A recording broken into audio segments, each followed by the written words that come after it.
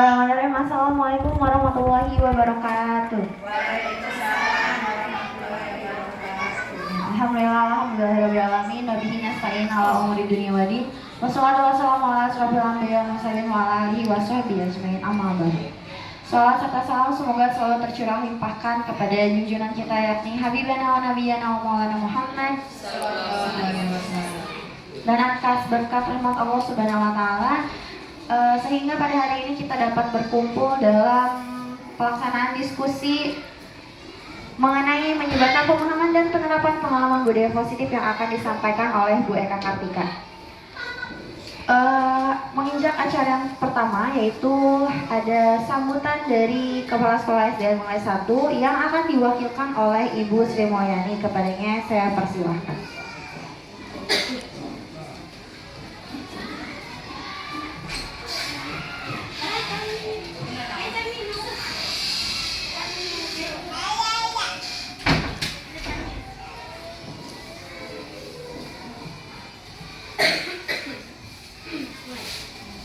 Assalamualaikum warahmatullahi wabarakatuh. Waalaikumsalam. Bismillahirrahmanirrahim. Alhamdulillahirrahmanirrahim. Pada kesempatan hari ini rekan kita yang bernama Eka Kartika, Bu Eka ya, yang selama ini kita kenal sebagai guru kelas 1 akan memberikan kita ilmu tentang cara menyebarkan pemahaman dan penerapan pengalaman budaya positif. Kita akan mengambil ilmu dari beliau sehingga pada kesempatan hari ini kita akan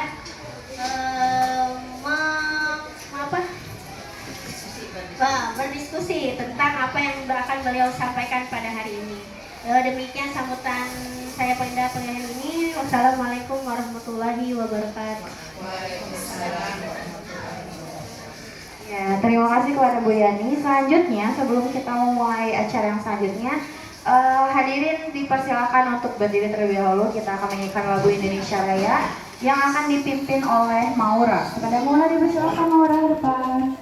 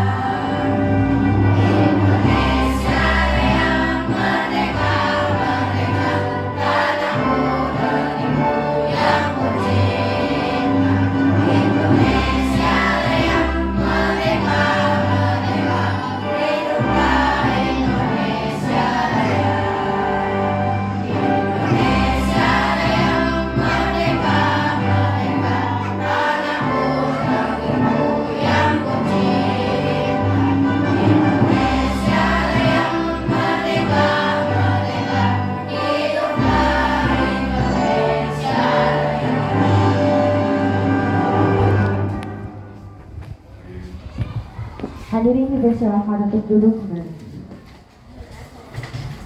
Menginjak ke acara inti pada kali ini, sebelum kita memulai diskusi kali ini, alangkah lebih baiknya kita mengucapkan basmalah bersama-sama. Bismillahirrahmanirrahim. Kepada Bu Eka untuk dipersilakan menyebarkan pemahaman dan penerapan pengalaman budaya positif. Kepadanya saya persilakan.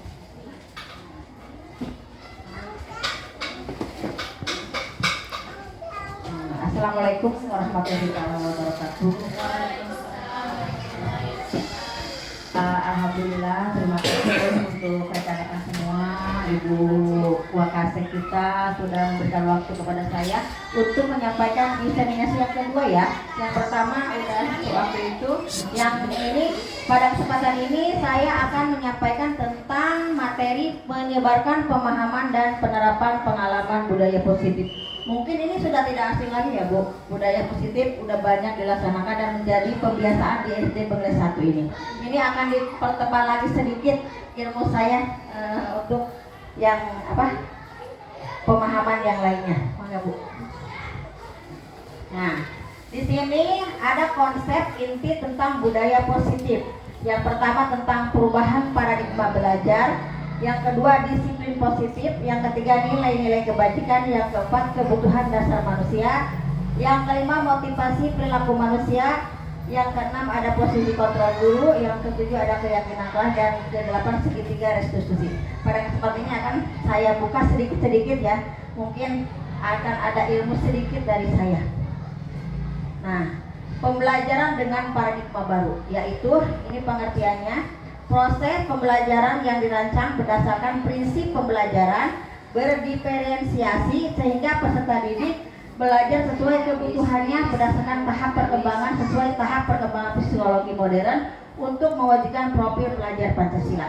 Di sini mungkin untuk berdiferensiasi emang cocok banget ya untuk di SD kita.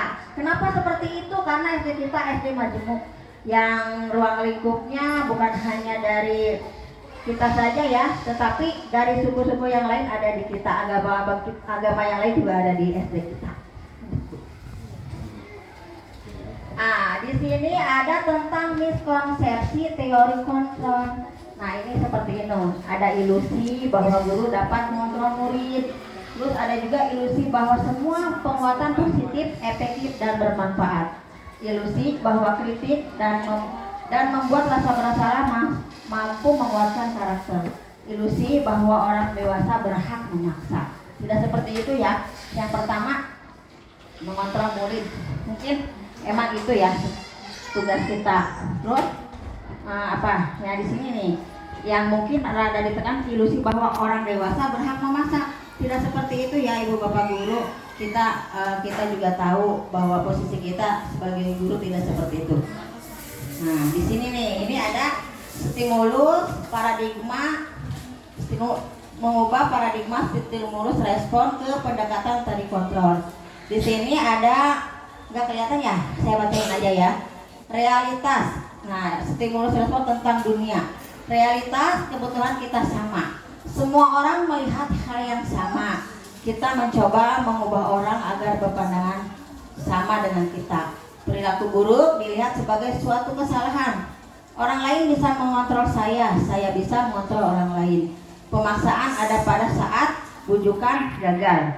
Model berpikir menang atau kalah. Ada yang teori kontrolnya tentang dunia. Realitas, kebutuhan kita berbeda. Betul ya, setiap orang memiliki gambaran berbeda. Kita berusaha memahami pandangan orang lain tentang dunia. Semua perilaku memiliki tujuan. Hanya ada yang bisa mengontrol diri Anda. Anda tidak bisa mengontrol orang lain. Kolaborasi dan konsensus menciptakan pilihan baru. Model berpikir menang-menang ya. Coba Bu, lanjut. Di sini kita tentang disiplin. Disiplin berasal asal kata dari disiplin positif ya. Tapi di sini kita uraikan dari disiplin. Disiplin berasal dari kata disiplina yang artinya belajar. Disiplin mengacu pada disiplin diri yang memiliki tanggung jawab terhadap apa yang dilakukannya berdasarkan nilai-nilai yang diyakini. Disiplin positif merupakan salah satu cara penerapan disiplin yang bertujuan untuk menumbuhkan kesadaran serta memberdayakan peserta didik tanpa imbalan, penghargaan, reward, ancaman ataupun hukuman. Maksudnya disiplin begitu. Jadi kadang kita salah ya menerapkan tentang memberikan reward. Ibu Bapak guru pernah nggak memberikan reward kepada anak? Pernah ya? Pernah ya? Pernah. Tetapi ternyata setelah saya mempelajari masuk di pendidikan guru penggerak, saya juga baru tahu ya. Saya juga suka ngasih, misalkan anak dapat apa, kita ngasih permen, kadang kita ngasih bintang ya. Kalau kelas 1 mereka senang dengan kasih bintang. Ternyata hal itu salah gitu dilakukan ya. Mungkin dengan ini kita ada perubahan sedikit yang bisa kita lakukan ya. Sebagai pendidik, tujuan kita adalah menciptakan peserta didik yang memiliki disiplin diri sehingga mereka berperilaku mengacu kepada nilai-nilai kebajikan. Nilai-nilai kebajikan universal dan memiliki motivasi intrinsik dalam perubahan perilaku ke arah yang lebih baik. Seperti itu ya Ibu. Jadi disiplin positif mudah-mudahan akan kita terapkan. Nah, di sini tadi tentang nilai-nilai kebajikan. Nilai yang disepakati bersama lepas dari suku bangsa, agama, bahasa maupun latar belakangnya. Nah, contohnya nih, contoh nilai kebajikan institusi atau organisasi. Yang pertama, beriman dan bertakwa kepada Tuhan Yang Maha Esa dan berakhlak mulia, berkomunikasi global, gotong royong, mandiri dan menarik. Ini apa coba Bu? Ada yang tahu ini apa? Oh iya, profil pelajar Pancasila. Yang kedua, toleransi, rasa hormat, integritas, mandiri, menghargai, antusias, empati, keingetahuan, kreativitas, kerjasama, percaya diri, dan komitmen. Yang ketiga, dapat dipercaya, lurus hati, pendengar yang aktif dan tidak merendahkan orang lain, dan memberikan yang terbaik dari diri. Ini nilai-nilai kebajikan yang akan kita terapkan. Ternyata profil pelajar Pancasila itu harus benar-benar diterapkan, tetapi kita bertahap ya. Nah, ini ada kebutuhan dasar manusia. Saya tahu banyak kebutuhan dasar manusia ya. Di sini kebutuhan dasar manusia adalah segala sesuatu yang kita lakukan demi mencapai apa yang kita inginkan. Seluruh tindakan yang kita lakukan memiliki tujuan tertentu, dan semua usaha terbaik yang kita lakukan adalah dalam rangka agar kebutuhan dasar kita terpenuhi dengan baik. Seperti itu, coba dibuka lagi. Nah, ini yang saya pelajari, sedang saya pelajari di modul guru penggerak ya, terutama di modul 1.4. Ini ada 5 kebutuhan dasar manusia. Yang pertama, bertahan hidup. Seperti makanan, pakaian, tempat tinggal, keamanan, kesehatan. Yang kedua, kasih sayang, rasa diterima, dipedulikan, berbagi, kerjasama, menjadi bagian dalam kelompok.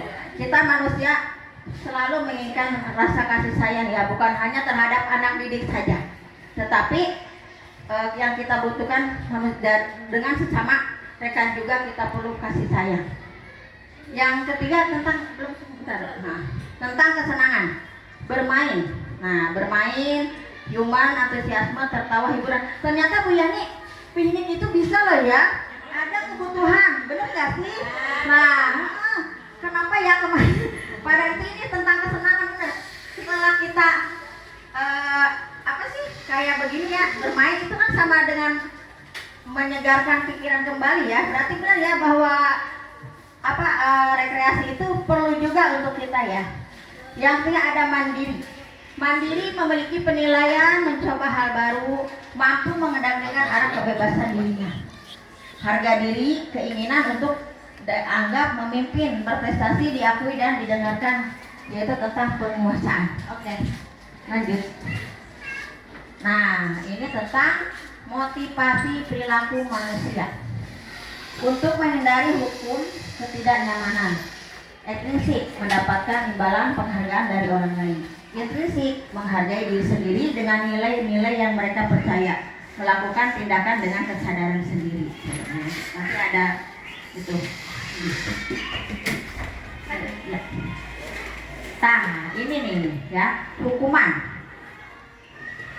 Hukuman tidak terencana, tiba-tiba. Murid tidak tahu apa yang akan terjadi karena tidak dilibatkan, bersifat satu arah, berupa hukuman fisik dan psikis. Konsekuensinya terencana, disepakati bersama, murid tetap dibuat tidak nyaman. Sikap guru akan selalu mengamati atau monitor murid. Restitusi, proses menciptakan kondisi bagi murid untuk memperbaiki kesalahan. Proses kolaboratif yang mengajarkan murid untuk mencari solusi dulu. Perasaan masih tegang juga, kita nyanyi dulu ya, karena ini bulan kemerdekaan. Bagaimana kita nyanyi 17 Agustus dulu? Oke, 1, 2, 3. Itulah hari kemerdekaan kita.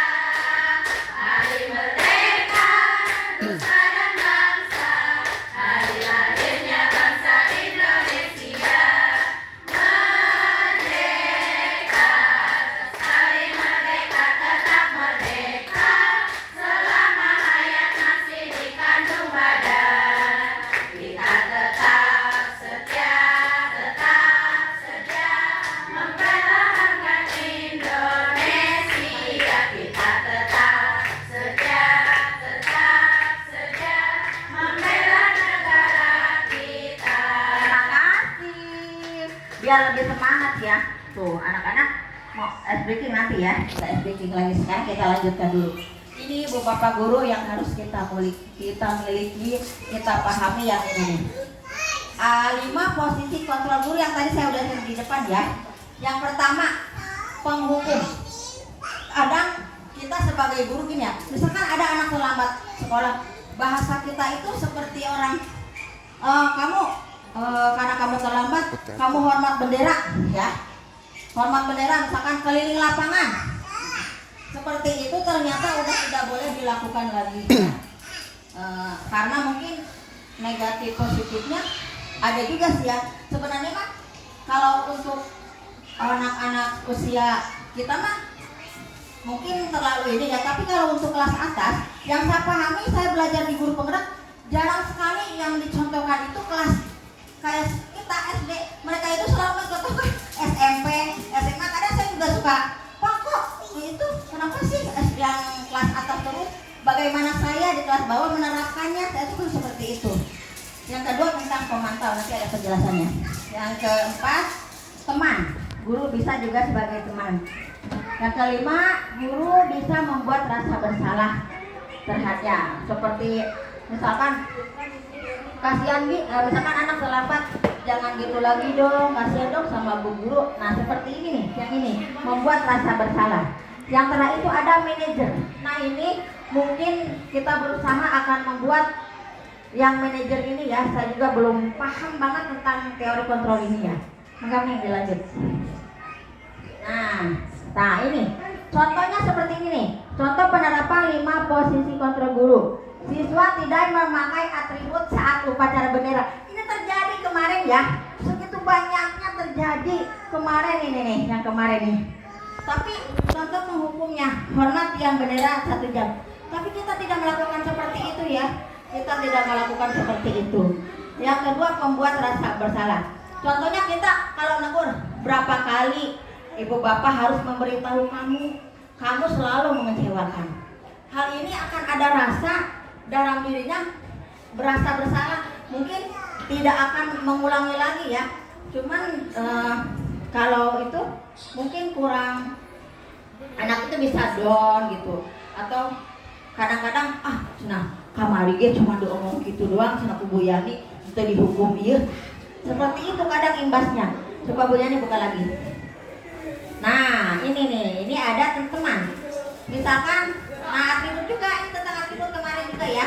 Kita sebagai guru kadang, kenapa pakaianmu nggak lengkap? Ya. Jangan diulangi lagi ya. Ini kita berposisi sebagai teman dengan anak didik kita ya. Seperti itu. Yang pemantau, berapa kali kamu melanggar? Dia hanya seperti itu, tapi dia tidak memberi hukuman. Lagi nih. Nah, yang manajer nih. Apakah kamu tahu kesalahanmu? Kira-kira bagaimana caramu memperbaiki kesalahanmu? Ibu bapak guru, mudah-mudahan ya kita sebagai guru mampu melakukan kepada anak didik kita dengan posisi manajer ya. Kita bertanya dulu, kenapa begitu, kenapa begini, alasannya apa gitu ya. Tidak harus langsung begini dihukum aja kan, seperti itu ya. Kita tanya ke dia dihukumkan, misalkan ini tanya dulu si anak, bagaimana, kenapa kamu seperti itu, apa keyakinan kamu untuk memperbaikinya. Nah seperti itu ya. Udah mulai. Nah ini coba ibu bapak guru silakan ditelaah. Ibu bapak guru yang mana yang dilaksanakan, yang mungkin jujur dalam hati, yang mana? Silakan. Kalau Bu Yani, kalau ke anak, ketika anak melakukan kesalahan atau datang terlambat, tidak mengerjakan PR, boleh yang mana? Jujur aja dalam diri, yang mana nggak apa-apa. Mungkin yang paling tepat, apa rencanamu untuk menyelesaikan masalah ini? Begitu baik Kak. Kalau menurut saya. Nanti tanyakan dulu ya. Coba Bu Endang. Coba Bu Endang, menurut mana yang kalau Bu Endang anak melakukan kesalahan gitu ya, Bu Endang mengatakan yang mana gitu kepada anak Bu Endang? Mungkin yang apa rencanamu untuk menyelesaikan masalah? Ya, mungkin semoga kita bisa pengen tahu dari dalam diri hati kita aja ya Bu. Dari dalam diri ya. Ya, aku ya. Kalau saya biasanya jika anak mendapatkan melakukan kesalahan berulang-ulang, biasanya saya tanya dulu, ini udah kesalahan yang berapa kali? Terus bagaimana cara saya biar kamu menjadi anak yang sadar? Seperti itu kalau saya. Terus setelah dia mengungkapkan apa yang dia rasa, baru saya menanyakan, kalau begitu apa yang harus kamu lakukan agar menjadi anak yang baik, agar menjadi anak yang disiplin, seperti itu. Kita kelas ya. Saya kadang Kalau saya pribadi hampir sama kayak Bu Ita ya. Kalau anaknya udah berulang kali melakukan kesalahan, itu ditanya kenapa bisa melakukan kesalahan yang berulang kali, terus baru ke apa rencanamu untuk menyelesaikan masalah ini. terima kasih untuk semua pendapat Ibu Bapak Guru. Sama halnya seperti itu ya. Kadang kalau ada rasa emosi juga kita ya, kadang ini seperti ini. Kamu tidak pernah benar melakukannya. Kalau ke anak yang lain, ya anak dewasa, kita mungkin berani ya mengungkapkan seperti itu. Tapi jenjang kita sekolah SD, anak kalau dengan kata-kata yang seperti itu, mungkin besoknya tidak sekolah ya. Kalau kita mungkin, kita yang bahagia, mungkin pundung atau kita mah digeruduk sama bapaknya, ya pasti datang ke sekolah kalau kita melakukan hal seperti itu. Lanjut, paham ya Bu? Nah ini juga masih nyambung ya. Ayo lakukan. Nah ini yang disebut rasa bersalah itu yang ini, yang tadi. Ayo lakukan demi Bapak Ibu. Kadang dia memohon gitu ya ke anak seperti itu. Tapi dalam diri anak mungkin cuna tadi cuma ngomong gitu doang ya. Besok orang gitu deh seperti itu ya.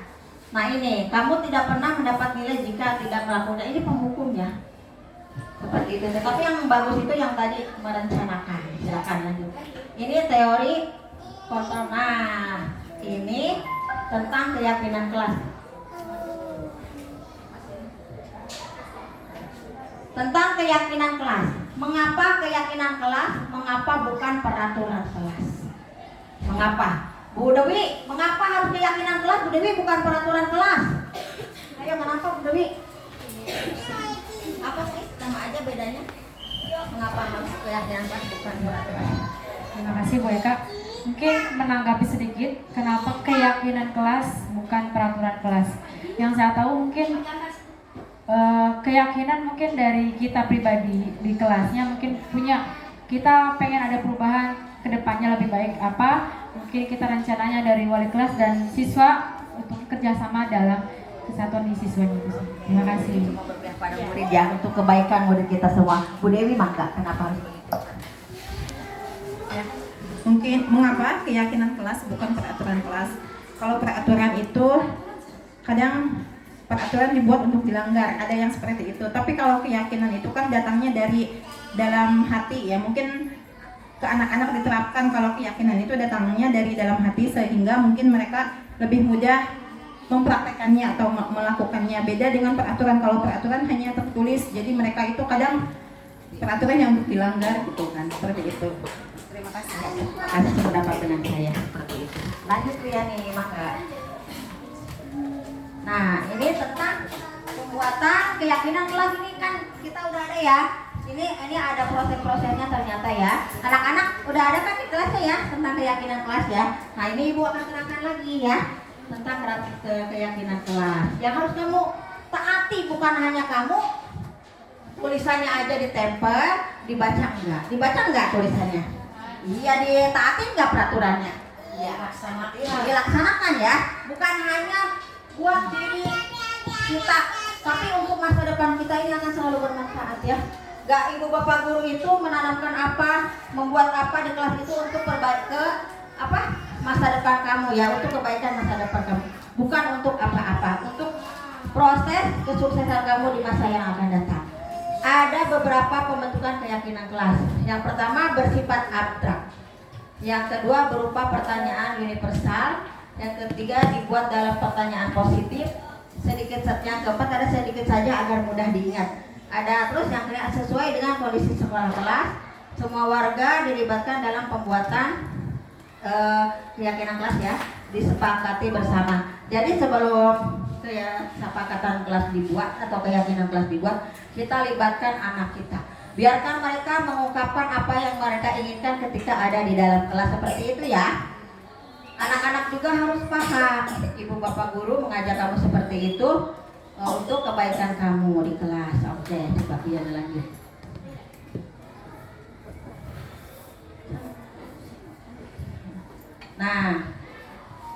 Nah ibu akan coba, nih yang tadi dulu ya kelas aja. Nah kita lihat, coba praktekkan. Nah ini akan dibagikan, nanti kamu nulis ya di sini keyakinan kelas apa yang kamu inginkan. Nanti tempel di sana aja, tempel di sana aja ya.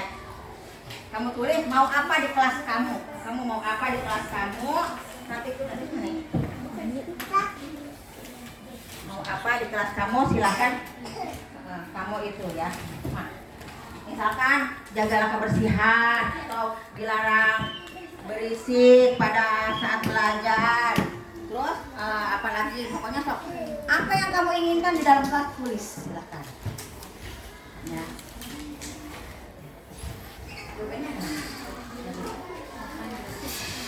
Gantian aja. Tuh ada pensi untuk duit banyak di balong. Nah, iya itu udah diseluruhin semua.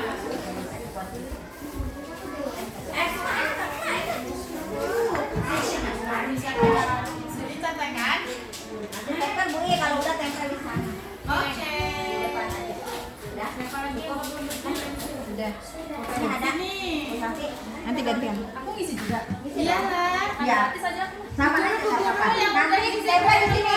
Kamu untuk anak-anak silakan. Kamu mau apa ya? Kamu boleh tempel di situ, nanti ibu bacain. Apa yang kamu inginkan di dalam kelas kamu bersama ibu bapak gurumu? Silakan. Ibu bapak guru juga silakan. Nah, peraturan apa? Keyakinan kelas apa yang ada di kelasnya silakan. Sok, coba ayo. Nah, tolong teman ke sana nih, ke sini nih, cantik. Nih, ke sini. Guru yang udah selesai boleh keluar. Boleh, Minta mangga. Yang udah selesai boleh ditempel ceritanya ya, sok mangga. Ya, boleh. Nah, terima kasih. Ayo yang udah boleh ditempel, nanti ibu coba baca. Terserah kamu bebas, ungkapin aja nggak apa-apa, dan ngapain besok silakan mau apa.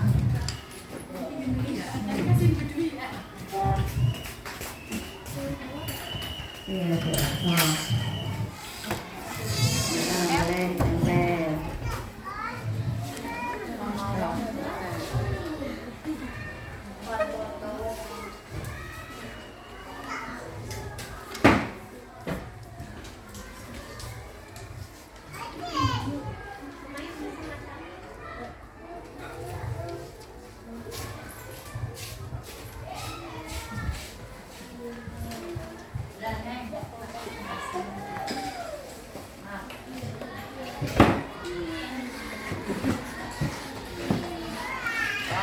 Tempel, ya ada lagi. Mak nulis. Oh apa emak di dalam kelas? Silakan, ya. Keyakinan kelas kita tuh bisa mau yang bahasanya apa tuh yang sedikit ya? Boleh apa di sini nih? Mau sedikit saja agar mudah diingat. Mungkin kayak disingkat gitu boleh ya, kayak diabstrakin kata-katanya. Boleh, biar anak-anak ingat, oh ini keyakinan kelas kita, boleh. Mama Bu As tuh.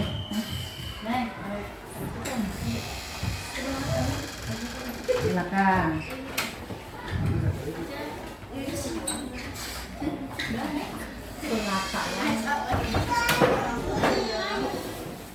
Keyakinan kelas itu nggak boleh mau banyak, mau 10 juga boleh. Rata-rata biasanya 10, kalau kita kelas bawah saya juga cuma 6 sih. Kalau untuk kelas atas mungkin kelas 6 udah mengerti ya apa yang mereka lakukan. Tetapi kalau dijelaskan mereka akan juga paham. Oke, nah coba saya bacakan ya. Cari tempel. Oh iya, oke.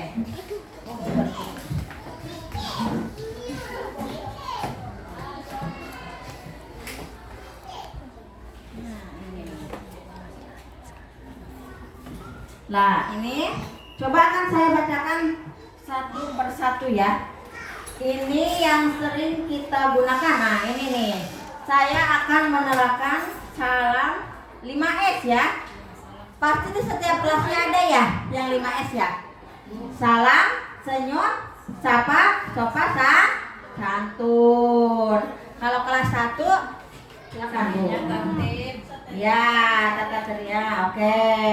Kalau nah sama juga ya. Berarti yang pertama bisa kita pakai nih. 5S, salam, senyum, sapa, sopan, santun.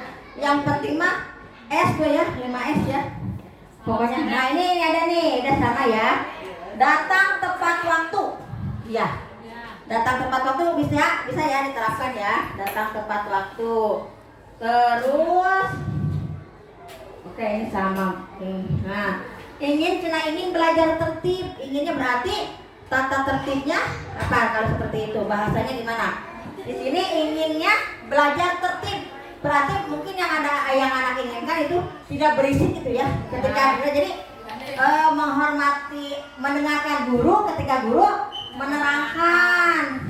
Maksud beliau teh nggak boleh berisik begitu ya. Terus datang oke. Nah, membersihkan kelas sebelum masuk piket itu harus sekali dilakukan ya. Oke, itu bisa diterapkan. Nih ada keinginan anak jangan suka ngeledekin orang tua, berarti keyakinan kelasnya mengejek ya.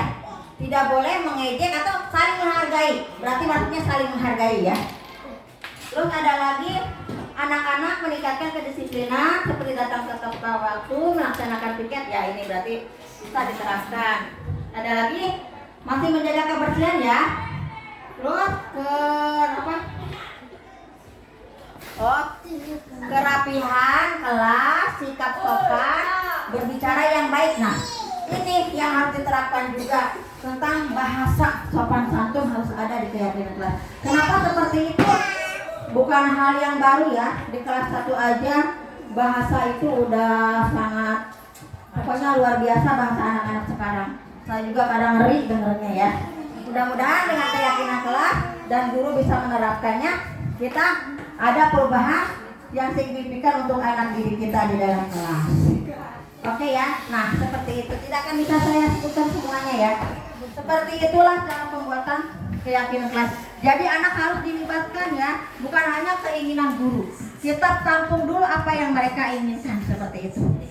Oke, nah ini ada lagi mungkin pembahasan yang saya juga belum mengerti banyak ya tentang segitiga restitusi. Di sini ada segitiga restitusi. Yang pertama, menstabilkan identitas. Yang kedua, validasi tindakan yang salah. Yang ketiga, menanyakan keyakinan. Suatu dialog yang dijalankan oleh guru untuk menghasilkan murid yang mandiri dan bertanggung jawab. Maksudnya segitiga restitusi di sini, ketika anak datang terlambat, ada anak datang terlambat, kita jangan hanya menjas, kamu kenapa begitu, kamu datang terlambat, begini begitu ya. Tetapi kita tanya dulu, ya kita tanya dulu, kita ajak ngobrol dulu, kemudian validasi tindakannya. Setelah mereka melakukan kesalahan tadi kan udah di atas ya, kenapa kamu melakukan hal seperti itu? Ditanya dulu baik-baik. Yang ketiga, tanyakan setelah kamu melakukan kesalahan itu, bagaimana kamu memperbaikinya? Hal itu harus ditanyakan. Ya, seperti itu penerapan segitiga restitusi. Silakan Bu Yani lanjut. Nah ini udah dijelaskan satu persatu. Menstabilkan identitas berdasarkan prinsip pembuat kesalahan adalah bagian dari pembelajaran ya. Karena semua manusia itu bisa melakukan kesalahan. Sangatlah wajar ya, karena kita manusia, yang sempurna itu hanya rokok ya. Iya. Nah, yang salah, berbuat salah itu wajar katanya. Emang wajar ya, tapi tidak harus berulang kali. Tidak ada manusia yang sempurna, betul. Betul juga tadi yang sempurna itu hanya rokok ya. Ibu bapak juga pernah melakukan kesalahan sama. Ini bisa ya, bukan hanya kamu ya yang salah. Bu Eka juga suka melakukan kesalahan. Terus ibu bapak tidak mencari siapa yang salah, tapi mencari solusi.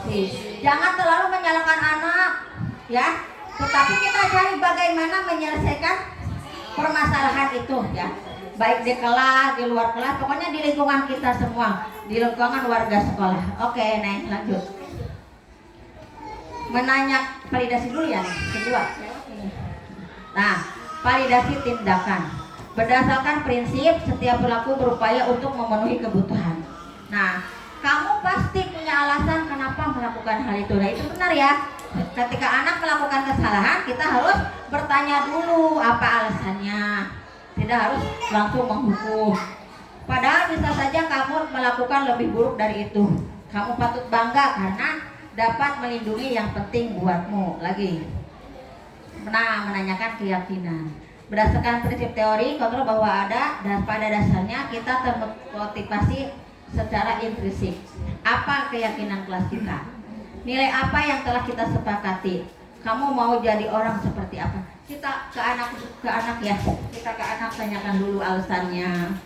Kenapa begitu? Kenapa begitu? Setelah itu tanya, tidak boleh mengulangi lagi kesalahannya. Terus keyakinan kelasnya, bagaimana cara kamu memperbaiki kesalahan itu? Oke, terima kasih.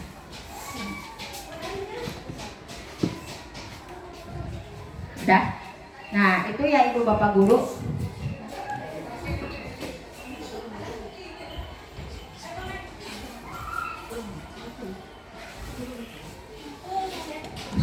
Wah, ini sedikit banyak dari ulasannya ya.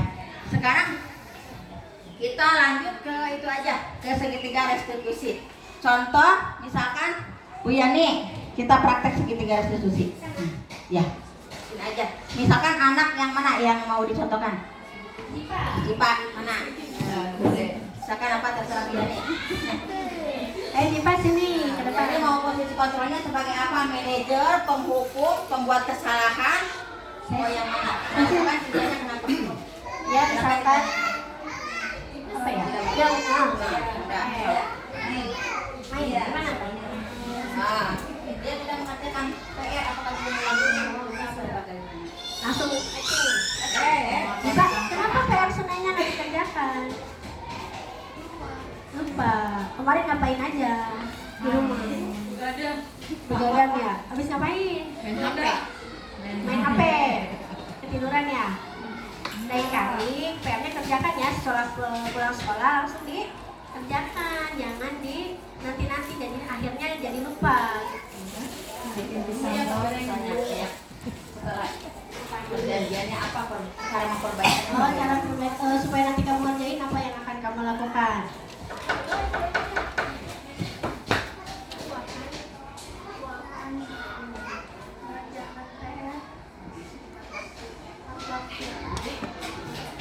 Itu mungkin ya. Jadi kalau misalnya ada PR kerjain ya maksudnya. Itu mungkin solusinya Bu Eka. Oke. Nah, ini salah satu contoh tentang penerapan segitiga restitusi. Mungkin Bu Yani tadi posisinya menggunakan posisi apa Bu Yani, pemantau, manajer, apa penghukum, tapi tidak menghukum ya? Tidak membuat anak apa? Kadang dulu pernah ya, misalkan anak tidak mengerjakan PR. Kita pernah ya, saya jujur juga ya, misalkan tahun lalu mungkin sebelum ada seperti ini, tahun-tahun yang lalu, misalkan anak suruh nulis satu bed ya Bu ya. Misalkan aku anak Indonesia, itu anak disuruh menulis satu lembar itu. Nah, untuk kedepannya karena perubahan-perubahan zaman juga, ya. Kita tidak boleh mengulangi hal itu lagi. Dalam posisi teori penghukum seperti itu. Bu Lydia, coba untuk Bu Lydia. Nah, kalau kita kelas 1 Bu Lydia, kadang saya juga bingung menerapkan restitusi ini bagaimana ya merubah keyakinan. Contohnya mana anak kelas 1-nya ini yang kecil nih. Oh iya, kelas 1. Terserah. Enggak. Neng, kenapa belum ngerjain PR matematika? Papa bisa lupa. Kenapa? Kayaknya nggak nanyain. Main. kali pulang sekolah sebelum main kamu langsung ngerjain PR.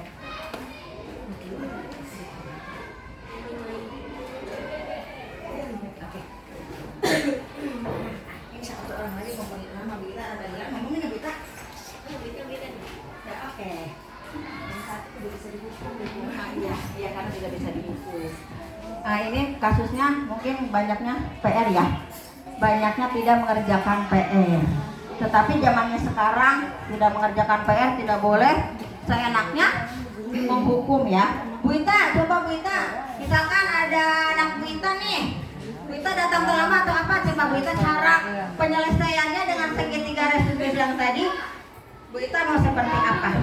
Misalkan anak itu nanti setelah melakukan kesalahan apa yang harus, bagaimana dia memperbaiki kesalahan itu? Cara Bu Ita menegurnya bagaimana atau memperingatkannya bagaimana? Panggil ini aja. Mau terlambat sekolah, mau nggak ngerjain PR, mau Ini namanya siapa? Kenapa nggak mengerjakan PR-nya? Lupa.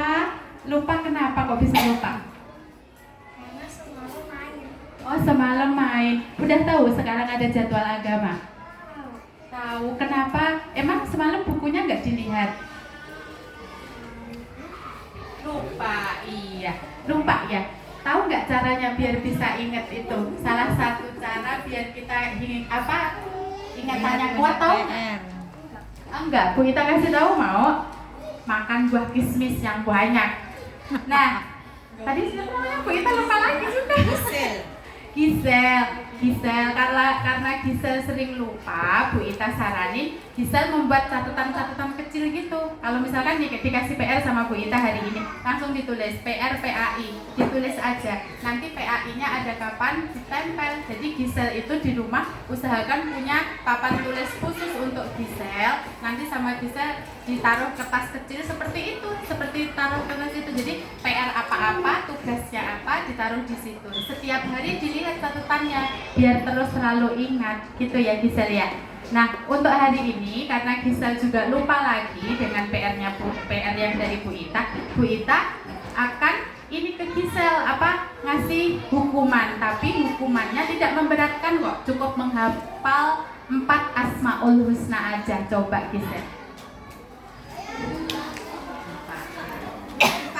Ar-Rahman, Ar-Rahim, Al-Malik, Al-Qudus, As-Salam, Al-Mu'min, Al-Muhaimin, Al-Aziz, Al-Jabbar, Al-Mutakabir, Al-Khaliq, Al-Barik, As-Salam, Al-Mu'min, Al-Muhaimin, Al-Aziz, Al-Jabbar, Al-Mutakabir, Al-Khaliq, Al-Barik, Al-Musawwir, Al-Musawwir, Itu lebih dari 4 loh Gisel. Coba setiap hari ditambah lagi satu, nanti lama-lama hafal. Oke Gisel, itu aja dari Bu Ita. Diingat-ingat ya, bikin catatan-catatan kecil untuk memudahkan mengingat. Oke?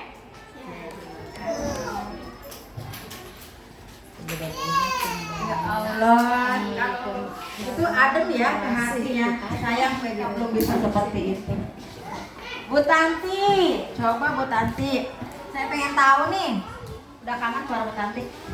Bu Tanti kalau misalkan mau nyontain yang mana? Mau datang terlambat atau tidak mengerjakan PR atau bang yang mana anaknya? Ini nih. Ini. Tuh, ini ya. Belum ya? Yang ini, yang ini yang gede ini. Nah, ini aja.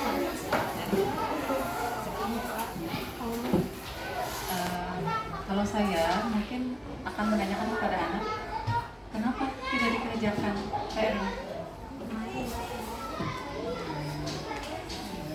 Sekarang sedang diingatkan oleh ibu bahwa besok ada PR.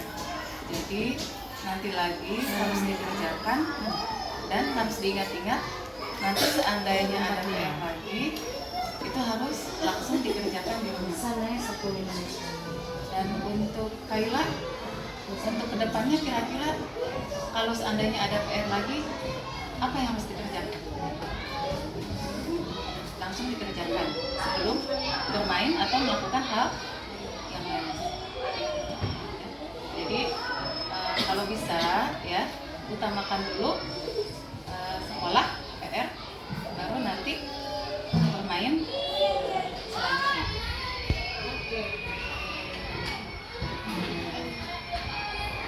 Terima kasih Bu Tanti. Oke. Gimana kalau ice breaking lagi? Mau ice breaking apa? Siapa yang bisa ice breaking? Bu Amel ada nggak? Punya ice breaking? Ah, Berita, oke. Terima kasih Mbak Ayu, ditunggu sekali. Oke, untuk ice breakingnya boleh menidurkan tangan saya. Tentunya pada bisa topi saya bundar bisa.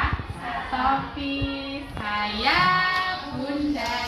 Tapi jangan terkait dengan apa yang saya gerak, apa yang saya lakukan. Lakukan aja apa yang saya ucapkan. Bisa ya? Topi saya bundar. Nah, berarti yang salah mengikuti gerakannya maju ke depan nih, ngasih hiburan ke teman-teman yang ada di sini.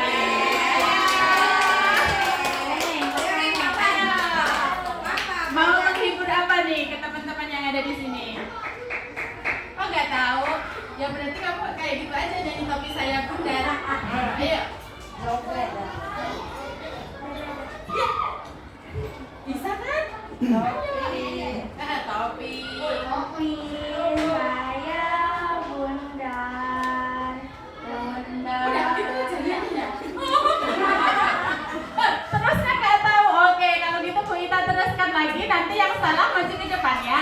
1, 2, 3. Topi saya bundar. Ini kayaknya nih, ini sama.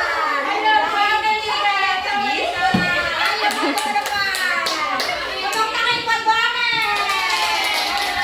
Nah, ini untuk melatih konsentrasi anak-anak seperti itu. Oke, karena Bu Amel itu temennya Camil, maka sama Bu Ita akan dihukum nyanyi topi saya bundar juga. Mir, ayo Mir, sama Bu Amel Mir. Nyanyi Mir. Nyanyi apa? Topi saya Iya. Topi saya bundar, bundar topi saya. Kalau tidak bundar, bukan topi saya.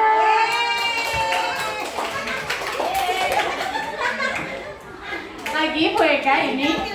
Terus-terusan Bu Eka. Oke, karena Bu Eka-nya minta lagi, berarti nanti yang salah maju ke depan lagi nih. Harus 99 Asmaul Husna ini. Ayo. 1, 2, 3. Topi saya bundar. Bundar topi saya. Kalau tidak bundar.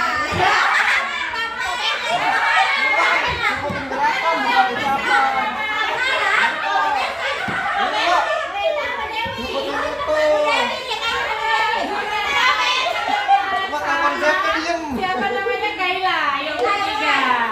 Ayo Kak. Ayo. Asmaul Husna 99 ini ayo. Dibarengin, dibarengin. Ayo bareng, bareng. Ayo Sivana belajar untuk apa namanya berani. Ayo sayang. Ke tangan, buka ke tangan, Pak. Belum hafal ya udah sehafalnya.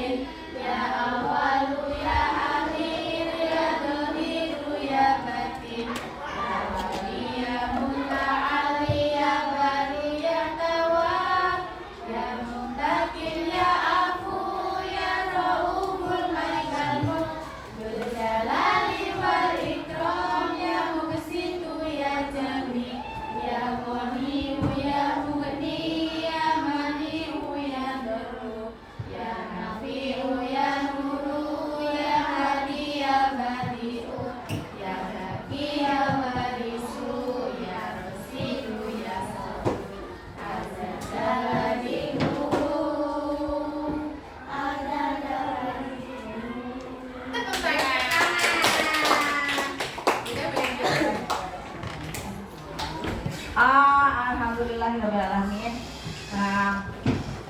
Terima kasih untuk semuanya ya sudah mendukung program pendidikan saya. Saya kembali maaf bila dalam penyampaian materi tidak jelas ya. Saya juga masih belajar.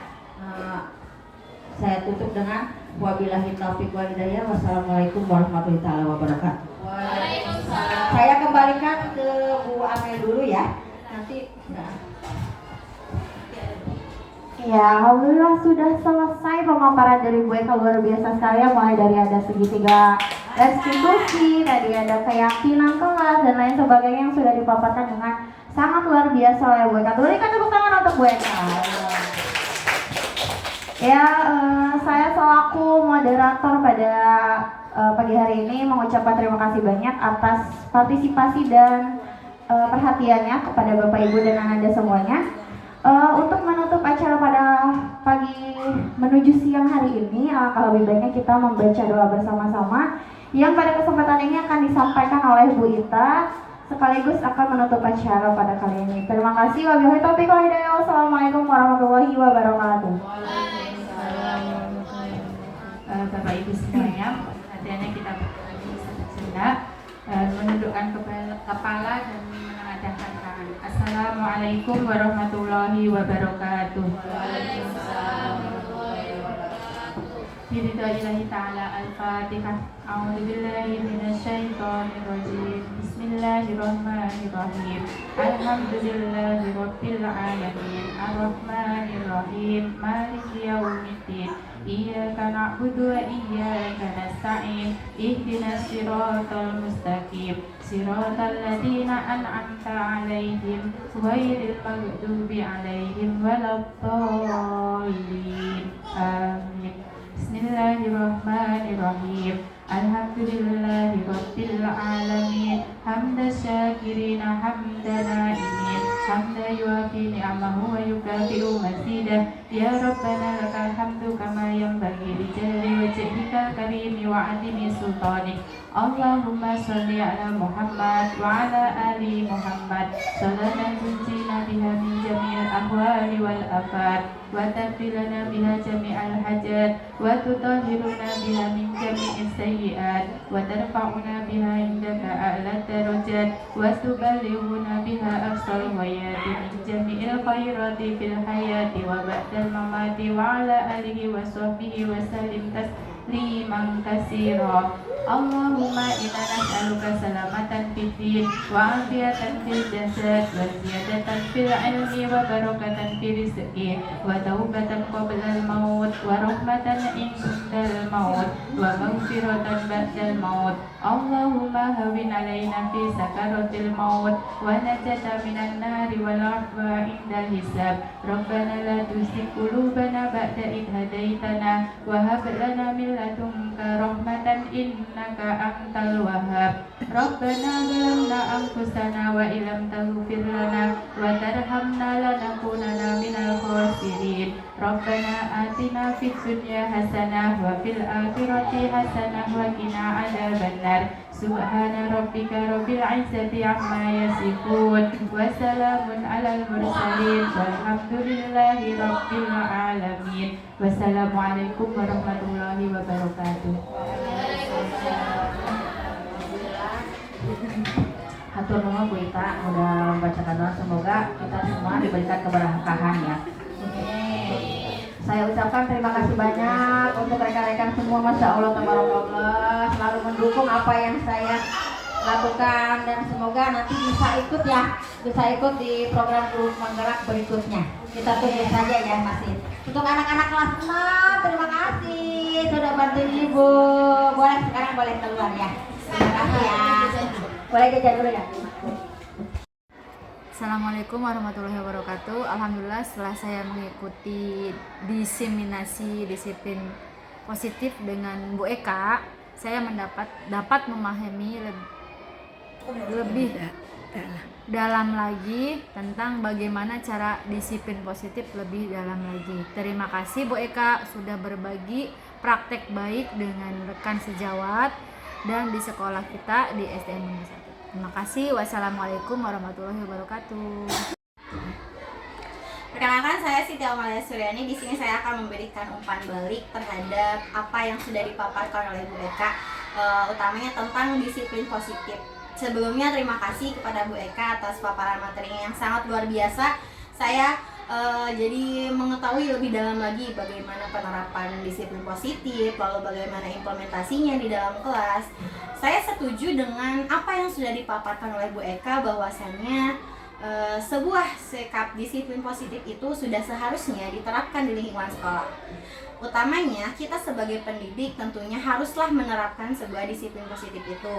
Dalam suatu kelas kita seharusnya sudah membuat sebuah kesepakatan kelas, yang mana kesepakatan kelas ini seperti yang dipaparkan oleh Bu Eka adalah sebuah kesepakatan yang disepakati bersama oleh peserta didik. Istilahnya seperti dari peserta didik dan untuk peserta didik lagi. Jadi sebuah kesepakatan yang ada di dalam kelas juga tidak hanya disepakati oleh sebuah gurunya saja, namun juga melainkan kita memerlukan peserta didik yang akan menyepakati kesepakatan itu bersama.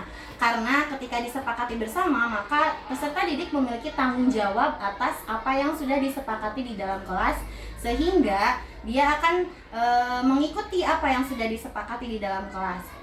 Nah, kesepakatan kelas inilah yang dipaparkan oleh Bu Eka, yaitu sebagai salah satu implementasi yang dapat diterapkan di dalam kelas dengan sikap dari sebuah disiplin positif itu. Oleh karenanya kita memerlukan dukungan dari seluruh warga sekolah dalam menerapkan dan mengimplementasikan disiplin positif di dalam kelas. Terima kasih. Wassalamualaikum warahmatullahi wabarakatuh.